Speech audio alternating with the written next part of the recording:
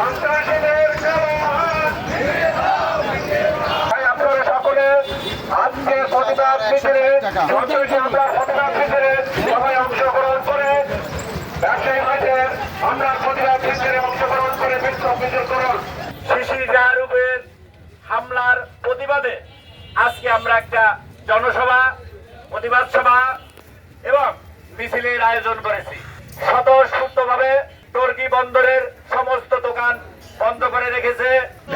শিকদার 15 লক্ষ টাকা চাঁদা চাইছে এবং সে চাঁদার বিরুদ্ধে যে দেওয়ার বিরুদ্ধে সে বলছে যে কিসের চাঁদা দেব, এই বলে তাকে গ্যালাস দিয়ে এবং যার নাক মুখের পরে এভাবে ধরছে। শিশির জাহারুবের হামলার প্রতিবাদে আজকে আমরা একটা জনসভা, প্রতিবাদ সভা এবং মিছিলের আয়োজন করেছি।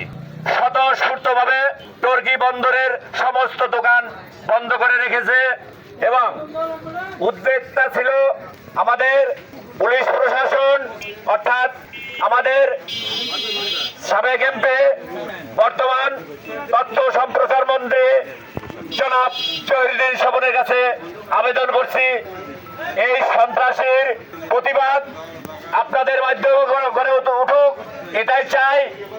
জনগণ সচেতন হোক, এটাই চাই। এইভাবে যদি আমরা জনগণকে সচেতন করতে পারি।